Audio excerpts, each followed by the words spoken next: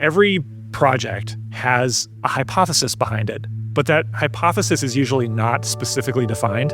When you define it, when you say, if we solve this problem for this customer with this approach, and we make it different in this way, people will choose it over this competitor. And when you make it really explicit like that, you kind of can't hide from it. Design sprints have become a staple of the creative process at companies around the world, and they're an indispensable tool in the pursuit of innovation. We owe a huge debt of thanks to Jake Knapp and his former colleagues at Google Ventures, now known as GV, who pioneered the design sprint. There's one gap that design sprints have not entirely addressed, though. What do you do if you're starting a new product or a company from scratch? That is the subject of Jake Knapp's newest book, Click: How to Make What People Want. Jake lays out the elements of what he calls the foundation sprint in this book. We chat with Jake about what makes a foundation sprint different than a design sprint, and some examples from the book of companies that have used foundation sprints effectively. We also talked to Jake about his decision to start Character, a VC fund aimed at helping startups at seed stage with capital and sprints, and the qualities they look for in their founders when deciding to invest. This is Design Better, where we explore creativity at the intersection of design and technology. I'm Eli Woolery. And I'm Aaron Walter. You can get ad-free episodes, discounts on our workshops, access to documentaries like The Design Disruptors, and our growing library of books, as well as our monthly AMAs with big names in design and tech by becoming a Design Better Premium subscriber. It's also the best way to support the show. Visit designbetterpodcast.com/subscribe to learn more.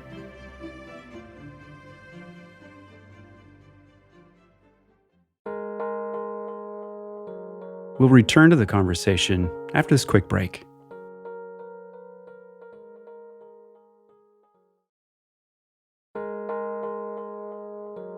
And now, back to the show.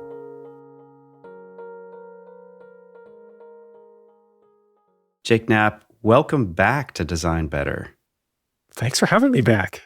We're excited to talk to you. You have a new book coming out called Click, and we want to dive into that.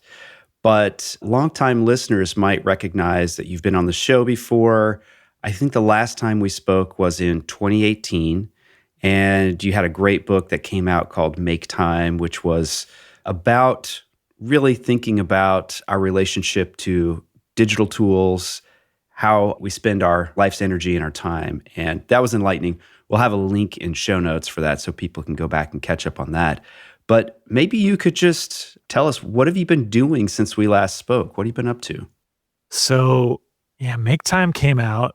I had left Google Ventures in 2017, and that's my previous book, Sprint, before Make Time, was kind of written about the experiences there and the design sprint process. And I spent some time teaching sprints and working with all different kinds of teams. And, whether that was at universities, I spent a little bit of time like a week a year at MIT for a couple of years, a week a year at the Harvard Business School teaching it. Then also teaching workshops in different places to individuals and working with the odd company here and there. I did that for a couple of years, and then there's a whole lot of life stuff that happened in there, some family illnesses that really kind of threw our family for a ringer a bit, but a really nice chance to start this new venture with my co-author, John Zeratsky, and a friend of ours, Eli Blee Goldman. And the three of us co-founded a venture fund. All of us, for various reasons, were ready to kind of like reset and think, what's a new way to bring the best of what we do into the world? What's the right way to spend our energy? And I'll admit, I did not come up with this idea. This was an idea that John and Eli first cooked up and then brought to me. But they said, look, like if we were running the venture fund ourselves, then we'd get to choose the kinds of companies that we would invest in. And as the general partners ourselves, we would be the ones who are talking to founders all the time, have the most intimate connection with what they need. And there's going to be no better opportunity to do what we do best, what I think is kind of my life's calling accidentally, which is to help with the beginnings of projects, to help people use their time as well as possible by pointing the thing in the best possible direction, building in the best possible team DNA at the very, very first moment, the first literally like days and weeks of a project. And so I thought it was kind of a crazy idea at first, but I got more and more excited about it. Anyway, that fund is called Character Capital, and we're now on our second fund and have invested in a bunch of startups. And a lot of the learnings from that are what led to the book Click. From the types of companies you take on, are there any common traits? I mean, do you look at folks who have like designers on their founding team, or is that irrelevant? How do you kind of frame the types of companies that you work with at Character? The frame is actually quite large. I'd say that the theme for us is we think we can help when the product is changing behavior in some way. And that's just related to my background and Jay-Z, John Zaretsky, my co-founder's background as product designers. And as, our experience informed at Google Ventures doing design sprints over and over again with founders and with startups, we feel like we understand behavior change, but behavior change happens in all different kinds of venues. As you well know, it happens in consumer product for sure, but it also happens if you're building an oncology tool using AI, you're going to be changing the behavior of patients, changing the behavior of doctors. And in any of those cases where the new solution interacts with a human in a way that's a critical, failure or success point, that's really the theme for us in terms of like genre of company. But the thing we look for, I suppose, to put it in the simplest terms, is founders who are obsessed with something. They've got an insight that's unique, and they've got a unique talent, a unique capability to bring that thing into the world, to put their insight to work and change something important for customers. And that takes a lot of different shapes. We've invested in healthcare companies. We've invested in companies who make software for enterprise. We've invested in companies who are using AI to design molecules, whether it's for pharmaceuticals or molecules for new materials that you might use to replace jet fuel, all kinds of things that are all across the board. But I think those are the common threads in terms of who the founders are and in terms of what dynamic we think we can help with through sprints and through working together. Is there a filtration process that you go through as you get these initial pitches and maybe spend some time with founders initially? Anything that sort of cues, all right, this is something we want to continue the conversation on or send them on their way? Yeah, absolutely. We have a framework. So similar to in the design sprint process, I learned over time that prior to running design sprints, I was starting to get this frustration in meetings. And you're in a meeting and everybody's talking. I was just listening to the episode with Scott Birkin, who's someone I've been a fan of forever. I worked at Microsoft when Scott was there. And I remember seeing a key moment in my career is watching Scott give a talk for the first time and just being like, whoa, where did this guy come from? Everything he's saying is just lighting up my brain. And a lot of the frustrations he talks about with you've got everybody in the room verbalizing their pitches for their ideas. You've got everybody in the room kind of trying to shape things by their influence in the organization, all those kinds of things. A lot of what I developed in the design sprint and then crafted at Google Ventures with our team there was about separating out and trying to let people work individually, develop their own opinions, and then be very careful about how you decide among those different perspectives what the right thing to do is. And the same structures and elements are at play in Click, which is really oriented on this new sprint format, the foundation sprint, something you do before you run a design sprint.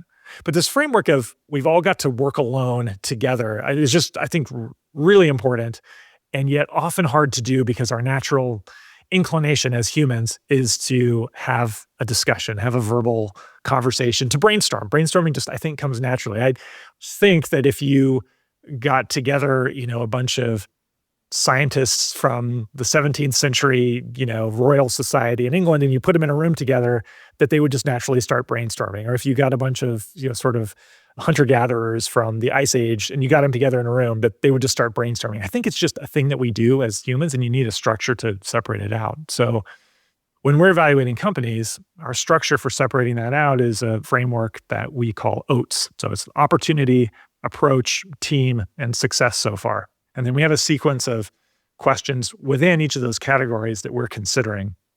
And so a lot of it is looking at a company through that framework and starting to think, how do I think this stacks up?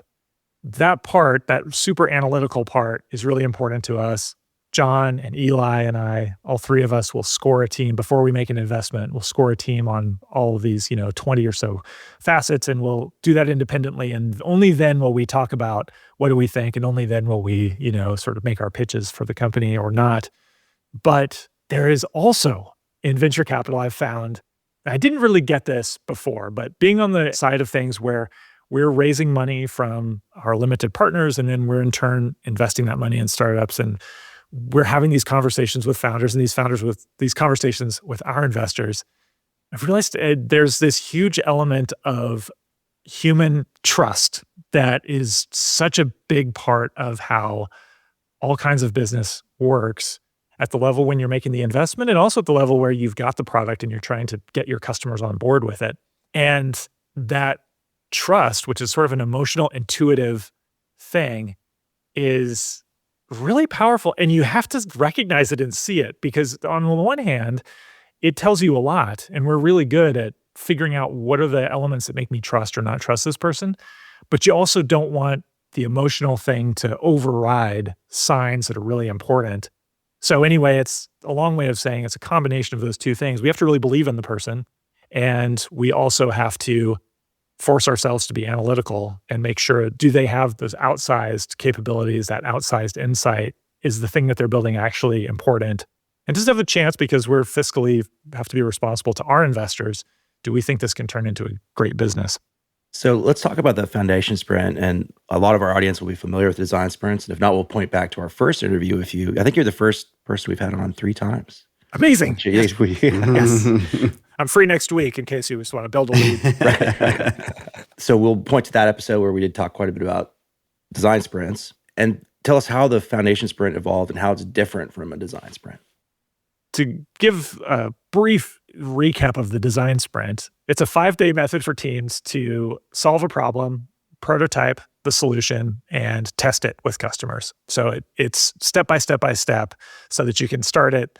We know what problem we're going to solve, but we don't know what the solution is on Monday morning. And then by Friday afternoon, you've just come off of a day full of conversations one-on-one with customers where you showed them a realistic prototype.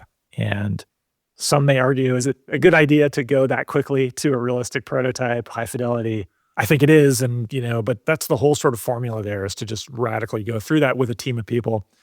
It's a method that works really well. And I've been shocked by how well it works. I first came up with this structure while I was working at Google, and I based it off of some experiences I had had. I was working on Gmail, and I had co-founded this project with a couple of other Googlers that ended up becoming Google Meet. And that was really catalyzed in this sort of 1 week in Stockholm when we were stuck together and had a great sense of urgency to get the project going.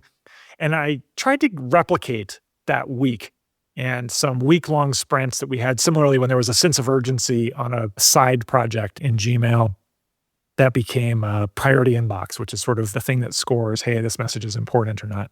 The method I originally thought would just be something for Google, but it ended up having applicability outside of Google. It worked for the startups that we were working with at Google Ventures, and it's worked for a lot of teams in a lot of places now since the book came out, Sprint.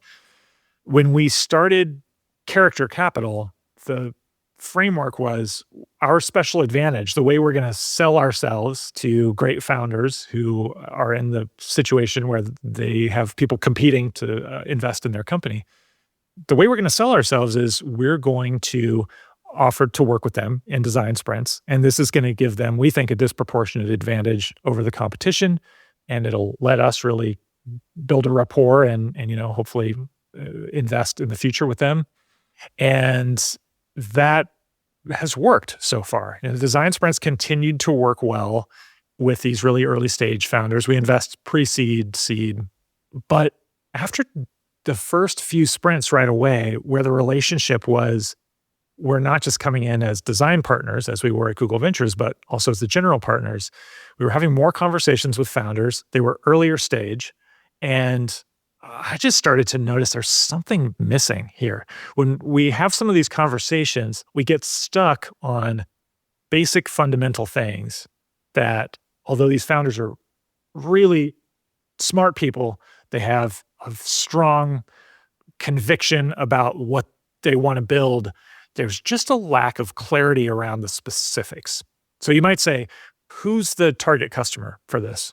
And you might have 3 co-founders. They're totally on the same page. They have a great working relationship. And yet they have 3 totally different answers, or meaningfully different answers to that question. Or you'd say to a team, a startup that has 5, 7 people, and you'd say like, how is the product differentiated from the competition? And suddenly you got like a 60 to 90 minute sprawling conversation that does not come to a conclusion, where we're bouncing around on who exactly is the competition and what factor is it precisely that differentiates us. And so I just thought, we got to try to help folks out with this. And we tried some of the tools that we had in our toolkit. We have a sprint format called the brand sprint that I published on Medium a while ago. And a lot of folks have used, and it works well, but it just didn't address what we needed. And we had some methods and formats we used for making decisions that were more complex decisions. Anyway, I ended up saying, you know what? I'm going to experiment with a new format here altogether. And that was the genesis of the foundation sprint. And so what it is a 2-day workshop for teams. And it's for the very inception of a project. The first half of day 1, you establish the basics. What are the essentials? Who's your customer? What problem are you solving? What's your advantage? Who specifically is the competition? What's the most important competitor or alternative? The afternoon of day 1, you figure out your differentiation. What's going to set you radically apart from the competition? How can you reframe the world for your customers and show them that, hey, here's a new way to think about things. And if you think about things this way, we are offering you a much, much better solution. And then on the second day, it's all about choosing the approach to the project. So out of all the ways you could execute on that differentiation, that you could solve that problem, which one should you go after first? And so this is a process where we are identifying different options and then evaluating them through different, what we call magic lenses, to then choose one approach. And it all ends with a founding hypothesis. And we think every project has a hypothesis behind it, but that hypothesis is usually not specifically defined. When you define it, when you say, if we solve this problem for this customer with this approach, and we make it different in this way, people will choose it over this competitor. And when you make it really explicit like that, you kind of can't hide from it. And it's the perfect setup to run design sprints and other forms of experiments where you're radically accelerating and proving or disproving or adjusting that hypothesis so that you don't spend months and years building something that just doesn't fit the real world, doesn't click with people. Thus the title. It's all about clicking with customers. Do you have stories of how a foundation sprint has played out with companies that you've worked with, and maybe examples of where people struggled and how they came out on the other side?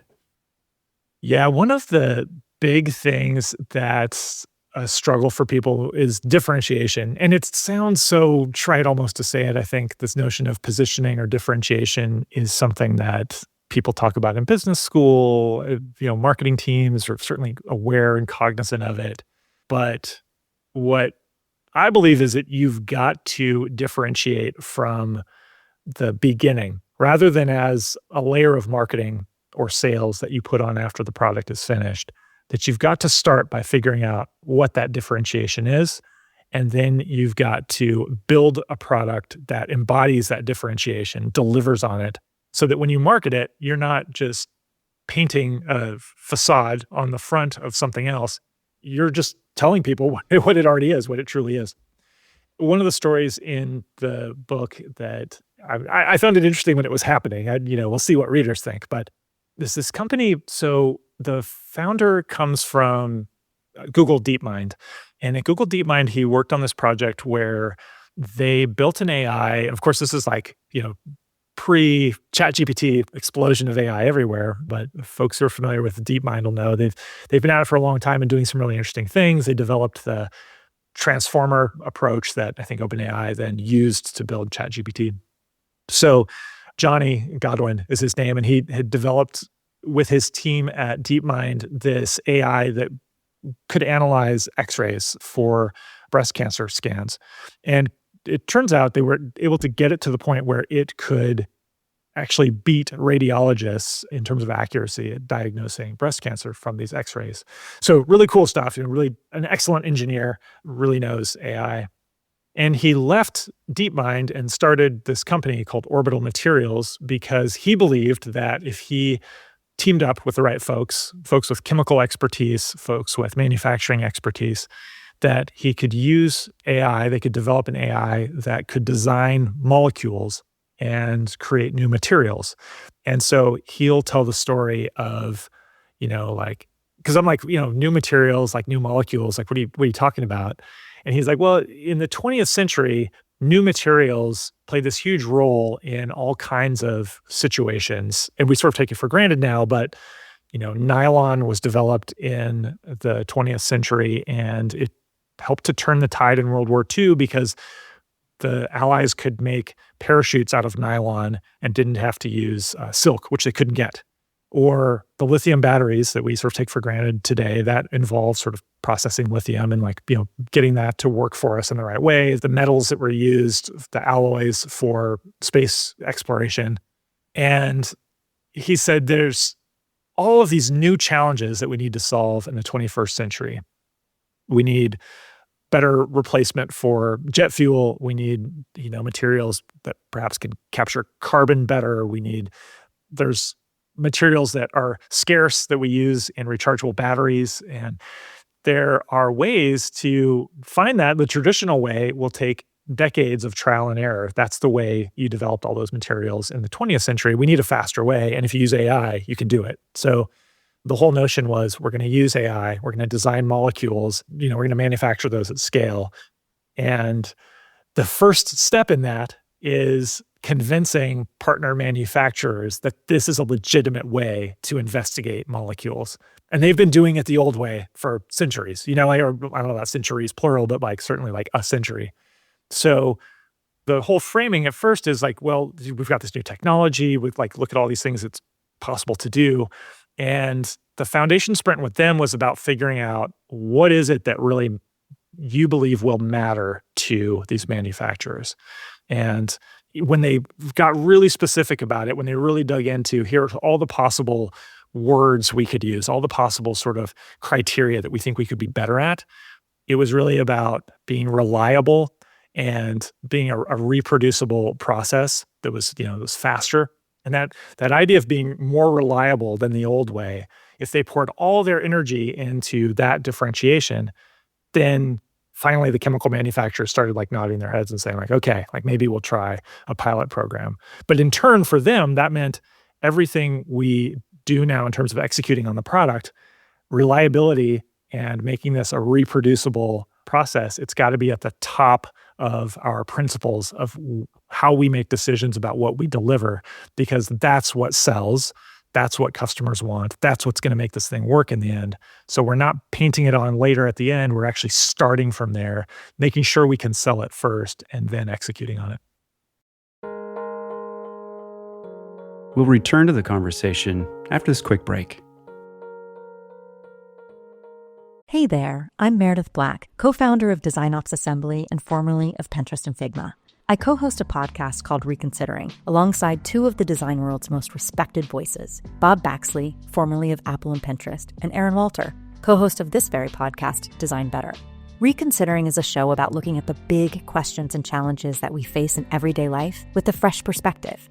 We dive into topics like building a fulfilling career, navigating tough conversations, making meaningful friendships as adults, and even handling life's biggest transitions, like illness and loss. We bring in authors and experts to provide actionable advice and thoughtful guidance to help us all develop the skills needed to thrive as well-rounded and healthy adults. We spoke with New York Times bestselling author and TED speaker Dan Pink on the power of regret and how we can make smarter decisions to deepen our sense of meaning and purpose. And Tina Roth-Eisenberg, the founder of Creative Mornings, joined us live to talk about the importance of creating community and friendships. It turns out it has a huge impact on longevity and the quality of your life. And we spoke with MIT professor of philosophy and best-selling author Kiran Setia about facing life's inevitable hardships and what ancient philosophers can teach us about living the good life. We explore so many topics, and we'd love for you to give the Reconsidering podcast a listen. Listen and subscribe at reconsidering.org. That's reconsidering.org, or find us wherever you get your podcasts. Reconsidering.org. Design Better is supported by Doer. Eli and I are very busy people. When we're not in the studio producing the podcast and publishing new articles, we're often doing something active and creative. We're building, we're cooking, or on an adventure with family. Work and life blend together. Doer makes clothing for people like us. Doer creates performance denim and lifestyle apparel that is made for doing. And their new stretch canvas pants are perfect for work in the office, the kitchen, or the workshop. The stretch canvas pants have stretch fibers for comfort and ease of movement. They've got this special treatment for weather protection and back and thigh pockets for extra utility storage. They're super practical and they just move with your body. I've been wearing the performance denim jeans, the slim versions like skinny jeans, and they're just so flexible and stretchy and they feel great to wear. Eli, what have you been wearing from Doer? Yeah, I got one of their tech fleece denim jackets in black color, and it's really nice. It's soft, it's comfortable, it's warm enough for those fall days that are just kind of creeping into the lower digits, and yeah, really loving it. Check out Doer's flagship stores in LA or Denver, or order now at shopdoer.com/designbetter. When you use our exclusive URL, you'll get 20% off your first purchase. Just go to shopdoer.com/designbetter. That's shopdoer.com/designbetter to save 20%.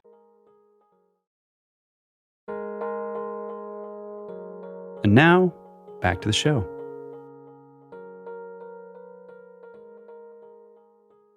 Jake, I was wondering if, just to help our listeners paint the picture even further, you can use a case study from the book or one that's top of mind, but kind of walk through the steps of the foundation sprint and, the resulting deliverables or content that comes out of each step. Just to paint a mental picture for people that are interested, like, oh, maybe this is something I should do, but I want to understand it a little bit better first. Yeah, absolutely. So to use another example, there's a company we invested in called Reclaim. It's calendar software. It's like an AI agent sort of that helps you out with your calendar, helps you find free times for meetings, and also helps preserve focus time for work. So it'll understand your priorities and then try to translate those into the realities of your Google Calendar, your Outlook calendar. And they were at this point where they weren't at the very beginning of the company, but they were at the very beginning of needing to build a project, build a new set of features that people would pay for. So they need to figure out, what is it that people will actually pay for? And help us turn this idea into a viable business that can stick around and grow and live. And so in their foundation sprint, if you start off with the basics, you're trying to define who exactly is the customer type. So is it an individual person who's learning about this calendar software for the first time? That's certainly a viable customer and an important one. Is it somebody who works with a team of people and they're the decision maker, they're the IT decision maker? Is it the executive assistant who actually is in charge of the calendar? Who's the most important key customer type for them? So they're identifying who is it who we think is the most important. What is the most important problem we can solve for that person? And, what's our motivation? And we think motivation, this is a big part of the message in Click, or at least, also what sort of animates our work at Character, is that what motivates a founder is a powerful lever for building a product that's much better than anything out there. And motivation, when you combine someone who's got great capability and they've got an interesting insight about the world and about how technology can be applied or how a problem can be solved, but then they have this motivation that really makes them obsess over it, that's what unlocks it. If I think about myself, what I'm obsessed with is optimizing how people work together at the beginning of projects. And if I wasn't obsessed about it. I wouldn't ever come up with anything because I have to be obsessed. I have to not be able to stop thinking about it. So for them, it's kind of similar to me. I guess it's about, well, gosh, people are wasting so much time. These guys had worked in large, growing tech companies and seen how much time gets fragmented and how much people are frustrated by the fact they can't do their most important work. So that's their motivation. So they're kind of framing on the first half of day one, what are the things that matter the most to us? So that sort of gets the founders kind of set in the right mindset. And what are they doing on that day? Are these like conversations or exercises that they're doing? That's a great question. Yeah, I'll see. We'll get really into the nitty gritty. So we'll do this as a sequence of note and vote activities. So the note and vote is a structure that exists in a design sprint. And I came up with it basically. It's just like the molecular element that's needed when you've got a team of people and we need to have a conversation about something, but we can't talk forever. So every person on the team, I try to keep these teams really small in the foundation sprint, since it's usually the decision makers, maybe it's the founders, maybe like one or two other people, but it's probably in the neighborhood of like 4-ish people. In a design sprint, it might be more like 4 to 7 people. Every person on the team, you're going to ask a question. So one person's running the process, maybe the other facilitator or somebody from the team, they're going to say, who's our target customer? And then every person on the team is going to write down in silence their answers to this. Who could be the target customer? What's every possible way we could phrase who the target customer is? Everyone writes that down. Then you choose your favorites of your own answers in silence. You put them up, and then we all look at those. And then we all silently vote on those. We have like, maybe 2 or 3 votes apiece. We look across all of them. All right, which ones seem like they're the best ones for us to focus on? We vote on those. And then the decision maker, we say, okay, decision maker, you got to pick one. And you can ask us to clarify why we put a vote here. You can ask for an argument for one. If you're curious, if you see a bunch of dots on one and you didn't vote for it, you want to hear more, you can bring that forth now. But it's a structure that gets us very quickly in about, 5 to 10 minutes through a decision about who's the customer, what's the problem we're solving for that customer, and so on. We'll find that sometimes those go fast, but it's most often the case that each of those, there's actually some real thought that goes into when you look at all the options, the decision maker making the call. So the CEO, the founder saying like, okay, who is it really? What's really the best phrasing for us? Now, framing all of this, we're trying to create a founding hypothesis. It's a 2-day workshop to create a founding hypothesis. So none of these decisions have to be perfect. They're placeholders. They're things that we're going to experiment on.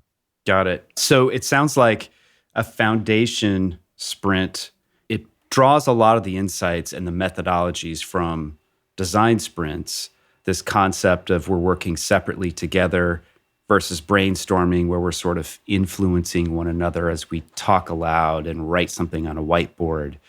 We're working separately together, creating these ideas, then voting on those, and the conversation comes after, but we end up with a very diverse set of possibilities.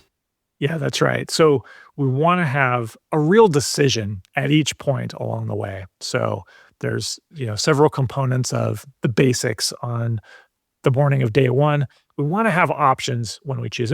You're going to get a better result if you're choosing between some options. And I want to press the decision maker on the team, the decider, to think past their first instinct. I want them to put what they're thinking into concrete form. I want them to put it on paper. And maybe they'll choose their own statement, their own definition of the customer.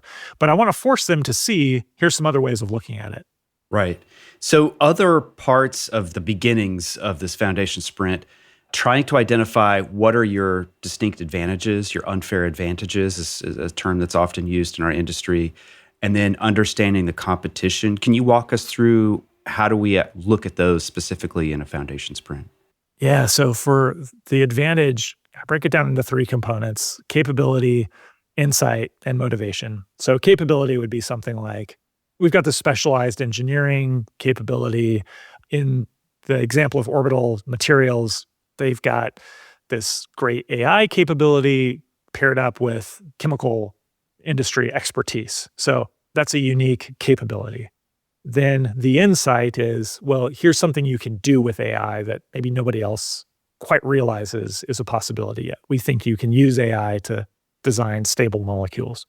And then in terms of your motivation, that's what's animating them, what's firing them up to do this. And it's a sense that, hey, if we don't do this, if we allow sort of materials to be developed in the traditional way, there's going to be serious consequences for the world. There's a huge business opportunity here, but it actually also really matters. We can deliver a better quality of life to people decades sooner if we do this thing.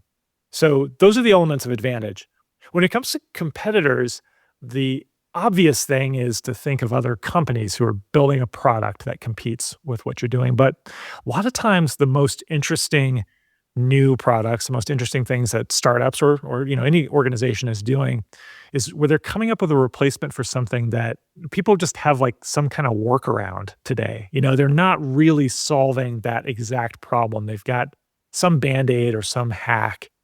For example, with Reclaim, the calendar company, people who want to preserve time on their calendar for focus work, they just have to put a block on their calendar and, decline other meetings and continually defend it. And that's what I have to do if I'm not using Reclaim, if I want to preserve time on my calendar. And so we think that often it's really interesting if the 800-pound gorilla, and we ask people to identify what's the 800-pound gorilla, the most difficult to dislodge competitor for you. It's really interesting if that thing is not another product. I mean, sometimes it is. Sometimes it's a product that people are using for, just not its ideal purpose. We had a startup called Design Pro who makes software to help people clarify, track, and make the best decisions about their design. So like I'm kind of a tool for design managers. And for them, the main competitors were like spreadsheets, video calls, maybe people tracking stuff in Notion, but there was no tool that was really married to the design process itself. It wasn't something you could use when you're looking at designs in Figma, for example. And so the 800-pound gorilla wasn't a true competitor. It was sort of a substitute. And that's really interesting to see as well. And occasionally there are products that have no competition. There's no solution for it. And sometimes that's a great opportunity, but sometimes it's a warning. If there's no competition, it might mean this problem just isn't really worth solving. People aren't motivated enough to do anything about it. And it'll be hard to market too if people don't have the question in their head that I might need this thing. Yeah, that's right. That's right. You have to explain the pain that maybe people aren't conscious of. Jake, so this sounds like it would work great for a startup team or a company that needs to have this kind of reset. But what if you're part of a larger organization and you're maybe working on could be a new product or a new feature? Could you apply some of these principles in that situation as well? Yeah, absolutely. The underlying philosophy here is that every project has some kind of a hypothesis behind it, but those hypotheses are not made clear. So people don't really know what the hypothesis is. And as a result of not being made clear, they can't be tested. They're not tested until far too late. Generally, they're tested when the product launches. And that's just a setup for a disaster. It's a setup for a lot of wasted effort and energy. Some of that wasted effort and energy happens in debate and discussion, argument, the frustration of trying to get on the same page and get aligned with your team in the early days and even the mid days, then in that build up to launching the project, there's going to be all kinds of conversations and decisions that have to be made. And if you don't know what promise you're making to customers in the end, if you don't have absolute clarity around who this is for and what the promise is to them and why you think your version is going to be better than the other ways they might approach this thing, it's really hard to know how to have those conversations and debates. It's really hard to know what the criteria are for, is my opinion on this the right one or is your opinion on this the right one? If we don't know what the framework is for what we're trying to achieve, it's just really hard to do that.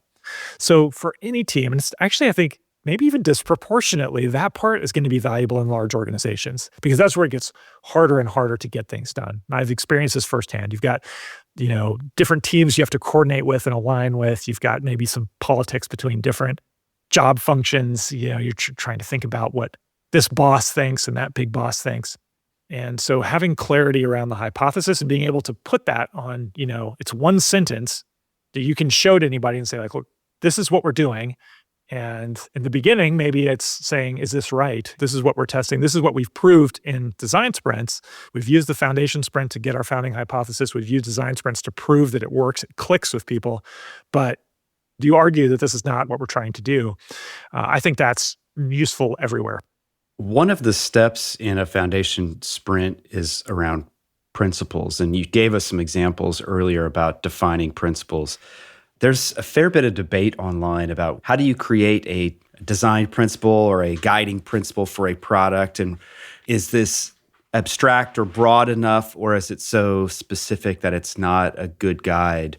When you do principles really well, it can so focus a team on a problem and create the boundaries, which creates the opportunity for independent efforts that can happen in tandem and still kind of arrive in the same place. Can you give us some guidance about how you shape principles? Well, principles can be a total waste of time, I think. There's certainly a lot of principles out there that people don't really know how to apply. And as a result, they just kind of sit there and gather dust. But there is, as you said, there's that kind of principle that's really quite helpful. And I experienced this at Google when I started working at Google. This is in the 2000s, in 2007. There was this document called 10 Things We Found to Be True. And I think you can still find it online, although I think it may have been edited a little bit in the intervening years, but they were lessons from the early days of Google.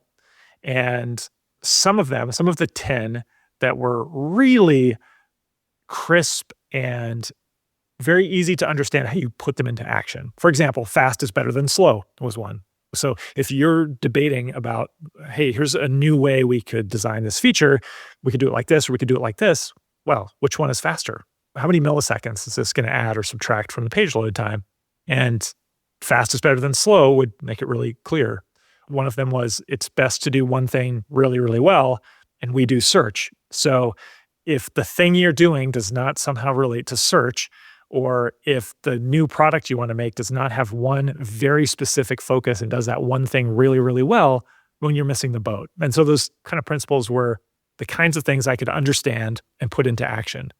There was also a principle that said, or one of the 10 things we found to be true was, you can be serious without a suit. And I didn't really know how to put that into action. I mean, I don't mean to say that it was, stupid or anything. It's just, I didn't really know day to day as I was making a product decision. I didn't really know how to put, you can be serious without a suit into action. What I hope for teams, and the reason why we put principles into the foundation sprint, is that if you can get one of those useful principles, one of those practical principles that you can think of as survival guide, because fast is better than slow was a survival guide for Google when it was in the very early days competing with Yahoo and Alta Vista and, the other ways that people navigated the internet at that time, AOL. Well, Google was faster, and that's how they survived. That's what set them apart. So if you can create a principle that helps the product survive and that helps people make decisions that continue to help the product survive, that's really useful. And it's certainly worth what will take, 15 minutes or so in the course of the foundation sprint. We develop principles in the foundation sprint right after we've defined differentiation. So we do differentiation in the classic, most cheesy business school 101 way with a 2x2 diagram that's got the two differentiators and their polar opposites. And I want to see the company, I want to see this project's product in the top right. And I want to see those competitors, whether they're substitutes or other products. I want to see those pushed far away into the far bottom left. And we will spend a long time trying different criteria, being really honest as we can be about how the competition stacks up, and repeating that until we find factors that create that separation. Once we've got those, at the end of the day, I want to say, okay, what's a decision-making principle that would help us enforce that differentiation? So for differentiator one, if this is going to be a more reliable solution than what traditional chemical manufacturing delivers, or this is going to solve your calendar pain more than anything else, how are we going to deliver that time and time again as we make decisions to build this product? So I was just looking through Google's principles, which we'll link to, and I think I was loosely aware of them, but it's interesting that the very top one feels very much like a design principle, focus on the user and all else will follow. Yeah. You don't really think of Google maybe in its origin story as a sort of design-led company, but it's definitely up there on their priority list, at least by these principles. I found it when I arrived at Google from Microsoft. This is Microsoft in sort of the Steve Ballmer era. And if he's listening to the podcast, I apologize, Steve, but I found Google to be a radically user-focused, customer-focused place. And depending on your definition of design, very design-focused. I found that the amount of respect that I was just given by assumption by the engineers because I had the title of designer was actually like, if anything, they gave me too much credit for my ability to make decisions. And this notion that we're going to figure out what helps the customer first and we'll figure out the business later, not how are we going to squeeze money out of people and then what's the product we can kind of build around that cash generator. That was a totally different philosophy. And I don't want to make this a big ad for Google. It's been a long time since I've been there. I'm just talking about my experience at that time. It was really powerful and it changed me. And I just felt like, this is the way I want to build things. This reminds me of building video games when I was in high school, on a black and white Mac computer, just caring about, are you making something that matters to the person? Are you making something that does something for them, that changes something for them, that improves some element of their day or their month or their life? And if you do that really well, if you're exceptional at that and you put that ahead of everything else, then you just trust we will be able to figure out a way to turn that into a business. If we create value for people, there will be a way for that value to come back to us. At the center of this book is the notion that we start, the first thing on the first day is who's the customer? And then everything from there is based on how can we serve them? How can we solve a meaningful problem for them? What's the way that we can do it that's special to us? What's the way that we can do it that will be incredibly special to them and meaningful? They'll change the way they look at that problem. Of all the paths we might take towards delivering that solution, which one is the smartest one for us to take so that we give that to them in the end? And design sprints are meant to put us in front of our customers one-on-one as fast as possible, showing them what we plan to build so that we build that connection with them. Not only so that we prove that, yeah, this is a thing that has value and merit and maybe there's a good business there, but most importantly, so we understand who those people are, not as an abstraction or not as a persona that we've, written up or sort of analyzed, but as real humans. And we make that human connection as quickly as possible. I just want to make that whole loop as short as it possibly can be, because we spend so much of our lives building products, building things, trying to solve things for people. And we so rarely, if we're in technology, get to see those humans face to face. And it makes the whole thing abstract. And it leads a lot of it to be about our heads in the tools, our heads in these conversations and debates with our colleagues. And it takes away some of our humanity, I think. So that's a bit grandiose, perhaps, but that is absolutely like the motivation behind this. Jake, I'll take a quick nerdy diversion because you mentioned making video games in black and white on a Mac. I'm assuming you were a Dark Castle fan, possibly, growing up. Do you remember that game? No, I'm not aware of Dark Castle. Okay. But, I don't know what era you're talking about, but one thing that listeners might need to understand before we dive into this conversation is if we're talking about the 1980s, 1990s, the only way that you would find out if something existed was, and I lived on an island in the middle of nowhere, so I might go to an actual store that had software on the mainland, which is what we call like the continental United States. I might go there like maybe once, maybe twice a year. And most part, if you're going to find out about something, maybe it was on like a bulletin board, which was like sort of the precursors to the web.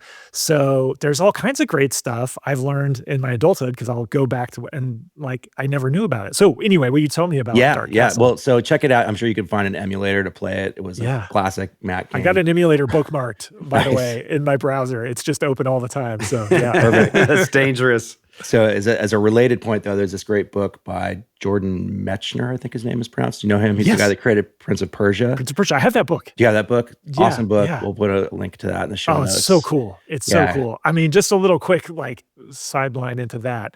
He had the idea to do motion capture. Mm-hmm. So he's taking video with like, I mean, I guess like a camcorder with like probably a VHS tape of his brother. Of his brother. Yeah, of his brother like running and jumping. And then going in and pixel by pixel, he had to get, gosh, there's a whole story about how he converts, because it's not like, oh, I shot footage on my phone and now I just airdrop it onto my computer. He had to figure out frame by frame how to digitize the images and then draw them by hand. And if you ever played Prince of Persia when you were a kid, or I mean, it was just like, what? Like these pixels, it looks like a human doing something. So cool. Yeah, super cool book. And he goes through it's just kind of his diary essentially, and he goes through the whole process and the business of it. It's all really fascinating from that era. So speaking of that kind of stuff, what's inspiring you right now? It doesn't have to be work related. It could be a book, a movie, podcast, anything along those lines. I am listening to The Rest is History off and on whenever I get the chance. It's a podcast. It's just about history. And I'm inspired by the creators, their enthusiasm for the topic. And it's just a reminder to me every time I listen to it. I can tell they're having fun. They're talking about subject that, it's all kinds of different episodes from the history of the world. And some of them I'm interested in, some of them I'm less interested in. But I'm always reminded, to not settle for having any less than their level of enthusiasm for the topics of whatever I am doing day to day. I don't want to settle for just going through the motions of things. I want that kind of joy in my work and that kind of joy in the people who I work with. And so that's one inspiration point. A random one, we started homeschooling our younger son a year ago. So we're kind of in year 2 of this. I don't know how long we'll end up doing it, but it's been very fun. And in the curriculum that we use, recently there was a choice of assignments he could choose for art and history for the Renaissance. And one of the options was watch an opera. And he said, well, I'm kind of curious. I want to watch an opera. And I've always divided the world into people who are interested in opera and people who are not interested in opera. And I've been in the not interested category, pretty enthusiastically not interested. But, we needed to go through with this. So we did a 1-week trial with the Metropolitan Opera in New York. Has like a streaming service. I mean, just like everybody has their streaming video service. So we did this 1-week trial and we watched the opera Carmen, which I now know is like the crossover hit. It's the Shake It Off by Taylor Swift of opera, and really has some great music in it. And so we ended up actually going beyond the 7-day free trial and watching some snippets of opera, because it is just honestly does not seem like it would be my thing. I just don't even know who I am.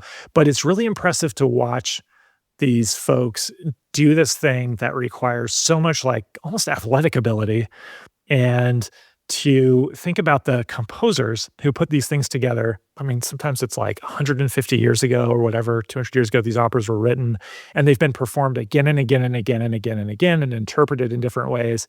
And I just kind of have been generally inspired by that's impressive. They put so much effort into this craft of this thing that it can live through all of the changes that have happened in our society. And it's not as central in our society, certainly, as maybe it was when it first came out. But will I ever be a part of anything that has that kind of longevity? Or in a way, is the work that we do sort of a performance of an opera of sorts that's been around for many years? I don't know. It's just kind of thought-provoking. That's cool. I like opera music, but I've never actually sat through and watched an entire opera.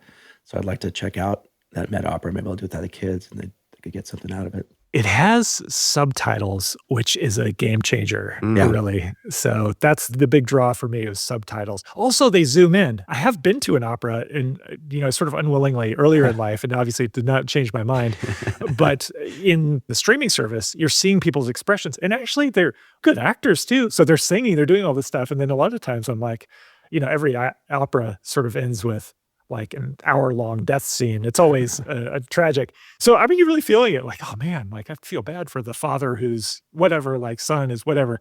It's always horrible, and it can get to you. Wow, that's wonderful. I will check that out too. Jake Knapp, your new book is called Click. Where can people get it, and when can they get it? They can pre-order it right now on theclickbook.com. So theclickbook.com. It comes out in April, but if you order it right now, literally in the next couple of days, we have a wonderful pre-order package that we've put together, because really want to enable people to run foundation sprints right away and not even have to wait for the book. It'll get even better when you get the book, but all the tools that you'll need, a guide to running the foundation sprint ahead of the book, is available to you once you pre-order the book. So check it out now, theclickbook.com. That's great. Jake, thanks so much for being on Design Better again. Thanks so much for having me, Aaron, Eli. Always a pleasure. This episode was produced by Eli Woolery and me, Aaron Walter, with engineering and production support from Brian Paik of Pacific Audio. If you found this episode useful, we hope that you'll leave us a review on Apple Podcasts, Spotify, or wherever you listen to finer shows. Or simply drop a link to the show in your team's Slack channel, designbetterpodcast.com. It'll really help others discover the show. Until next time.